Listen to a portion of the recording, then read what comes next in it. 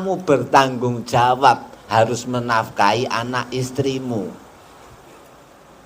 Bukan nahnu narzuqukum wa iyahum. Ingsun Allah yang memberikan rizki kepadamu, yang memberikan rizki kepada anak istrimu. Tanggung jawabnya meja ini juga saya, tanggung jawabnya air ini juga saya, tanggung jawabnya anak ini juga saya, tanggung jawabnya bapak ini juga saya. Allah begitu. Bukan kok anak tanggung jawabnya bapak, bapak bertanggung jawab terhadap anak, bukan. Jadi bapak jangan khawatir nanti bagaimana anak, anak jangan nuntut kepada bapak. Anak harus kepada Allah, berbuat baik kepada orang tua, mengandalkan Allah. Gitu. Orang tua harus menyayangi anak, tanggung jawab kepada Gusti Allah. Loh, maka orang Jawa bilang banyak anak, banyak rezeki. Walaupun menjadi tanggung jawabnya Allah, tapi rezekinya si anak ini melalui peralonnya orang tua. Kalau anaknya banyak, berarti menjadi peralon bagi banyak kolam. Pastinya dilalui rezeki terus. Kalau anaknya cukup 2, ya cukup.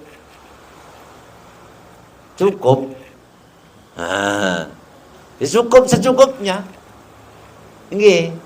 Maka orang bilang tanya sama saya, jenengan putranya berapa Gus? Nembe gangsal. Baru 5. Baru itu. Bukan cukup 5, bukan, baru 5. Masih ada kemungkinan nambah lagi.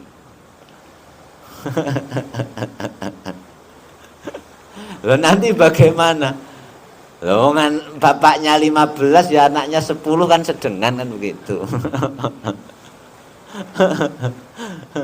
Mohon maaf loh ya. Berani enggak? Oke. Jadi sebagai orang tua jangan kau bunuh anak-anakmu karena khawatir tentang rezekinya, tentang nafkahnya. Yang nanggung Gusti Allah. Gitu. Sudah jam 7.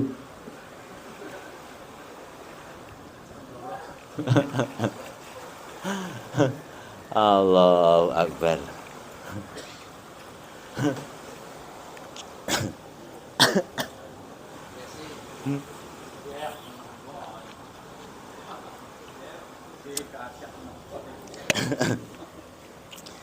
Jadi kalau nanti kulon jenengan ini merasa bertanggung jawab, pasti pusing lagi.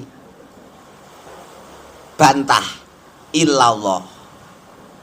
Nggih, anak enggak punya, istri enggak punya, duit enggak punya, utang enggak punya. Allah. Teringat anak, Allah. Teringat istri, Allah. Teringat kerjaan, Allah. Teringat duit, Allah. Teringat utang, Allah. Nggih. Jadi ada saran. Kalau pengen punya umur panjang, cari hutang yang banyak. Dengan catatan, semua yang menjadi lakonmu hanyalah lakon dari Gusti Allah. Catatannya itu. Kalau merasa cari hutang sendiri, lah sudah repot nanti. Nggih. Ini lakon dari Gusti Allah. Kalau Allah bikin lakon, nggak mungkin nggak selesai. Artinya setelah punya lakon cari hutang, nanti ada lakon nyaur utang. Sebelum lunas nggak akan selesai. Kalau jenengan sadar ini hidup lahir sampai mati hanya lakon dari Gusti Allah. Nanti kalau nyari hutang sendiri, ya suruh tanggung jawab sendiri.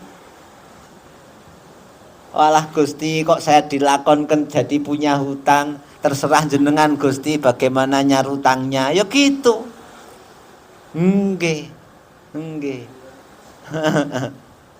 Jadi temen di Klaten sampai mikir hutang 750 juta.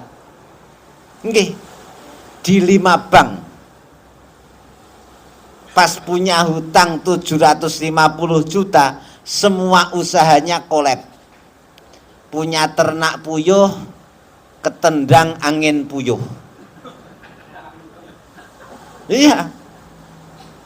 Roboh semuanya, kabur semuanya.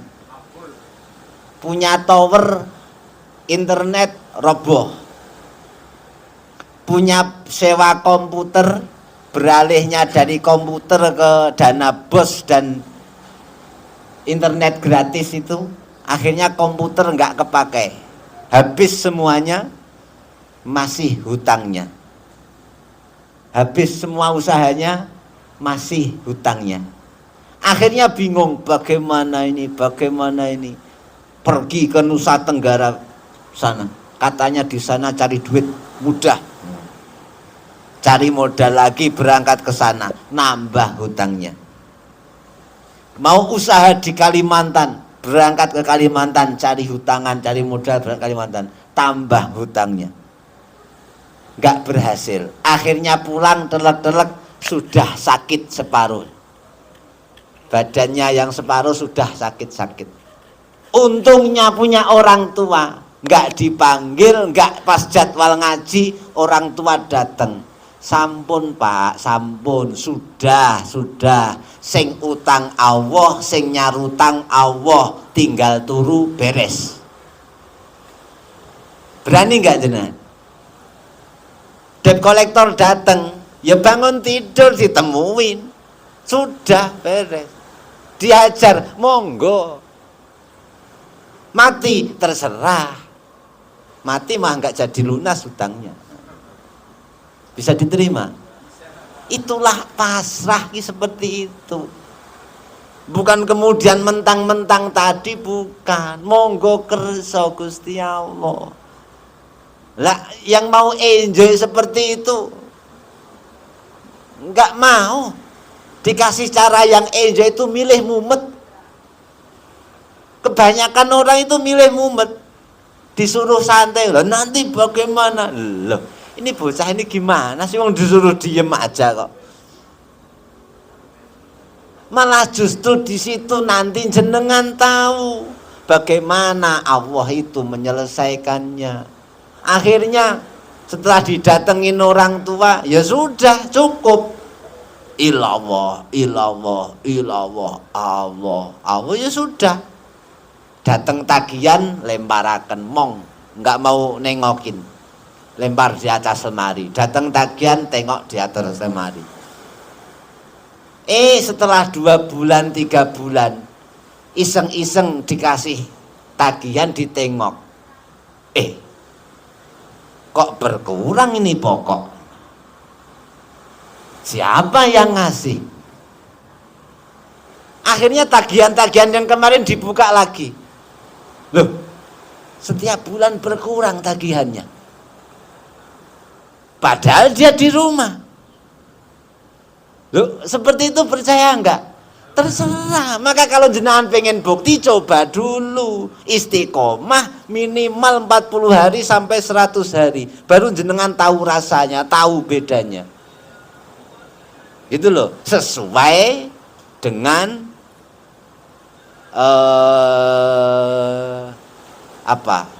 token, atau sesuai dengan limit, atau sesuai dengan jumlah. Kalau istiqomah 40 hari cuman 100 saja, ya perbedaannya juga di level 100 itu. Nggih, 40 hari istiqomah cuman 1000 saja, ya perbedaannya ya cuman di level 1000 itu. Kalau 40 hari istiqomah tapi di level 10.000, mohon maaf ya, mohon maaf. Ada yang jalankan istiqomah setiap hari cuman 77 tadi. Fatihah 7, ayat kursi 7, nariyah 7. Bilang sama saya ikut-ikutan jenengan Gus. Ikut-ikutan gimana? Setiap hari saya baca Fatihah 7, ayat kursi 7, nariyah 7. Lah terus Alhamdulillah sakniki gadah kios kalih. Akan ada perkembangannya. Nah kalau cuman gitu-gitu aja ya nggak berkembang. Fatihahnya ya satu terus. Non? Kalau jenengan sudah merasa nyaman dengan Fatihah 10, tambah. Jenengan sudah nyaman dengan Fatihah 100, tambah. Jenengan sudah nyaman dengan Fatihah 1000, tambah. Gitu loh.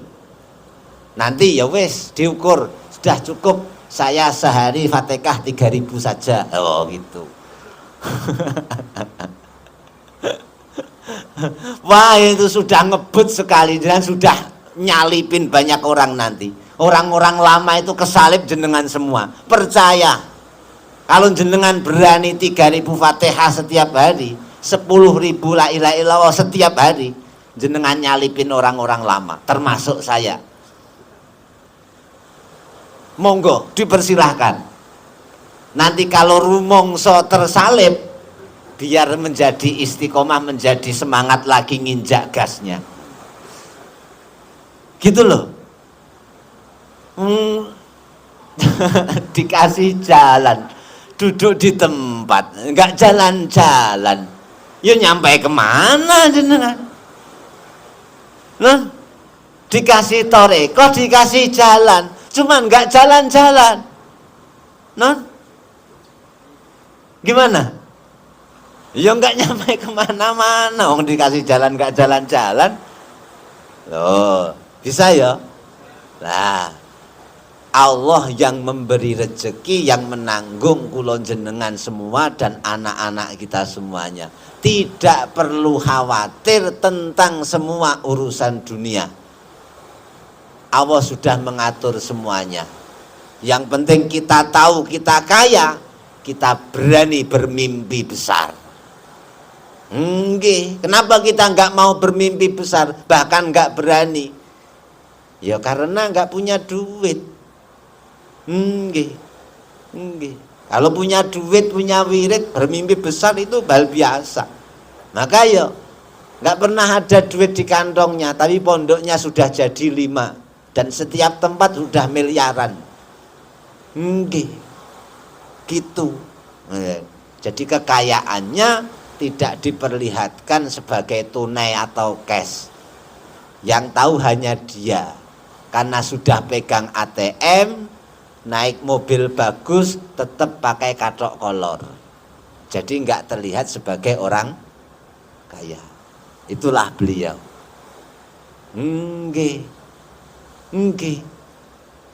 Nggak terlihat. Beliau juga pernah dawuh, mohon maaf yo Pak yo, ngapunten yo Pak yo. Senajan gur dibungkus kresek, tapi lah isine emas to. Walaupun wujudnya pawaannya seperti terlihat, mobilnya ya kalah bagus sama punya Pak Haji. Ya toh? Nggih, bajunya ya kalah bagus dengan punyanya jenengan. Nggih. Tapi senajan asor tata zahire ananging mulya makom derajate. Lah asor tata zahire menurut manusia, makom derajate luhur tengersane Gusti Allah. Begitu. Nggih. Nah, pun selanjutnya wala taqrabul fawahisha ma zahara minha wa ma baton. Kamu jangan dekat-dekat dengan kekejian, kekejaman zahir dan batin. Ketegaan. Nah. Nggih. Palestina ngeri karena kekejian Israel. Itu zahir. Membunuh, bahkan memperkosa dan lain sebagainya. Itu kekejian zahir. Jelas kita enggak. Tapi kekejian batin, mohon maaf, ada orang baik, keji sudah. Ada orang berbuat baik jenengan, itu sudah keji. Lesan nggak bilang, hatinya bilang apa? Nah, loh, ngerasani temen itu sama dengan memakan bangkainya. Itu ayat Quran. Loh, ngerasani itu bagaimana coba? Apa jenengan cerita, saya cerita sama Pak Wahyu, nyeritain Pak Haji Adnan itu ngerasani. Lah kalau gitu Quran ngerasani tok no. Wong Quran itu bicarakan Ibrahim, bicarakan Musa, bicarakan Fir'aun. Berarti Quran itu ngerasani tok no. Loh, itu dibicarakan karena sebagai pelajaran. Ketika dikatakan ngerasani, hati kita itu lupa Allah, terus kemudian ada orang yang buruk di sini kapok. Apa kalau sini bilang rasain lo. Ada orang buruk kena celaka, rasain tuh biar kapok. Nah, keji sudah. Itu ngerasani itu begitu itu. Mohon maaf, beda. Wong ngerasani itu batin kok. Kalau dibicarakan zahir, kita membicarakan orang lain. Nah, kalau begitu Quran itu ngerasani tok. Wong Quran itu bicarakan Fir'aun, bicarakan Musa. Nggih, wa id qala Musa, wa id qala rabbuka, bahkan wa qala Fir'aun, bahkan Fir'aun pun ngendika. Gimana coba? Nggih. Jadi ngerasani itu ada orang jelek, pantes. Wah, ini hati itu, saya nggak mungkin seperti itu. Wah. Terus merasa sombong, merasa lebih baik dengan orang yang jelek. Ada orang baik, sinis, apa padune. Ya Allah, Masya Allah. Maka terjadilah muhibbin buta. Nggih, orang itu kalau sudah seneng jeleknya kayak apa, tetap belain. Tapi orang itu kalau sudah benci baiknya kayak apa, ya memang begitu. Maka ada muhibbin itu sudah jelas apa konangan, ketahuan mau nyuri jatman, ketahuan, ya masih aja dibelain. Gitu. Tapi kalau sudah kadung benci, ini loh Indonesia, ya tetap aja dibenci. Nah, kebencian yang tidak terlihat itu fawahish batin, kekejian batin kita. Maka jangan sampai terjadi itu. Kembali lagi la ilaha illallah, illallah, illallah, terus jangan berhenti. La ilaha illallah ini zikir syariat. Nah, ini syariat.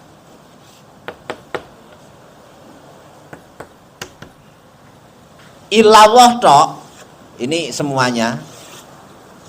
Terus illallah tok, ini zikir toreko.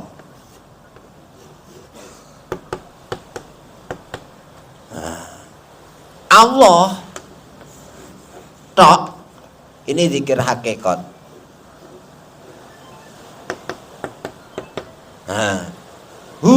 Allah, ini zikir makrifat.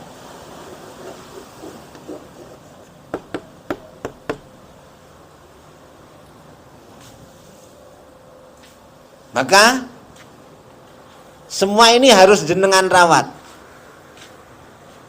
Syariat, toreko, hakikat, makrifat harus jenengan rawat semuanya. Harus jenengan garap semuanya. Kalau kemudian ibaratkan ini sawah, jenengan garapnya gantian, apa Hari ini, besok ini, besok ini, besok ini. Atau ini digarap dulu sampai jadi, ditanami, baru kemudian pindah sawah sini, baru kemudian pindah sawah sini. Atau bagaimana caranya jenengan? Non? Non? Kalau bisa bareng. Wong ini sawahnya sendiri yang harus garap sendiri. Barengnya kan pasti cari pegawai. Lah ini kan punya kita sendiri, bagaimana mau bareng-bareng? Nanti otomatis terjadi bareng. Minimal gini. Jenengan mulai dari garap sampai panen itu berapa hari? 100 ya? 100 hari. La ilaha illallah. 100 hari. Illallah, illallah, illallah, illallah. 100 hari. Allah, Allah. 100 hari. Hu Allah, hu Allah. 100 hari.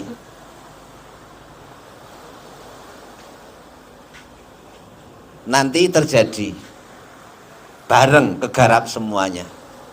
La ilaha illallah, la ilaha illallah. Enggak kuat nafas, teringat. Pasti langsung bunyi. Begitu nafas masuk, terjadi getaran, langsung bunyi. Nanti otomatis bareng. Cuman untuk jadi benar-benar ada tanamannya 100 hari. Setelah panen, insya Allah panen terus. Kalau padi sekali panen, traktor lagi, benih lagi, tanam lagi. Berani enggak padi sudah dipanen, pangkas saja pangkalnya, kasih pupuk lagi? Berani enggak? Nah, jenengan enggak pinter. Kira-kira tumbuh enggak? Berbuah enggak? Berbuah. Oh, jelas dia tumbuhan hidup kok. Kalau nutrisinya terpenuhi, pasti berbuah lagi. Nggih. Ya salahnya jenengan cari benih baru. Sudah benih awalnya la ilaha illallah 40 hari sampai 100 hari tadi. Nanti otomatis kalau jenengan sudah enggak berhenti la ilaha illallah, la ilaha illallah 100 hari. Terus kemudian illallah, illallah, illallah 100 hari. Nah, terus Allah, Allah, Allah 100 hari. Nanti syariat, thariqah, hakikat, makrifat kegarap semuanya. Loh gitu.